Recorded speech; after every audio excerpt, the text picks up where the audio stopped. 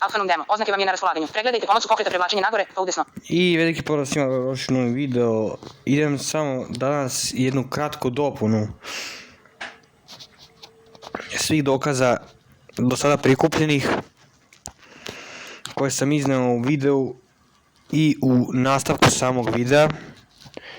Ono što sam zaboravio da kažem jeste da je Mihajlo Ulemek komentarisao celu tu situaciju, gdje je rekao da je vozač 60 godina i da je on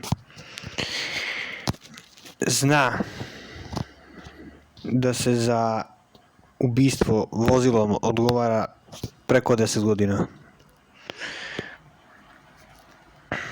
Tako da to nam već govori sve onako kako jeste i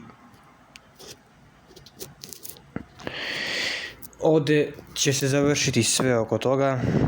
Ukoliko dođe nešto novo, naravno ponovo ću snimiti video na tu temu. Što se tiče daljeg rada, vidjet ćemo šta će se snimati od sutra na ovom kanalu, pošto vremena još mi je malo ostalo.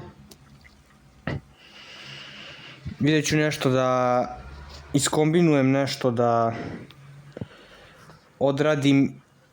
Šta će to biti ne znam, vidjet ću sve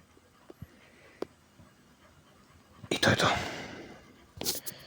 Hvala vam što ste gledali ovaj video, nadam se da ste uživali i do narednog viđenja, pozdrav. Naravno, lajkujte ovaj video, subscribeujte se na kanal i to je to. Ćao.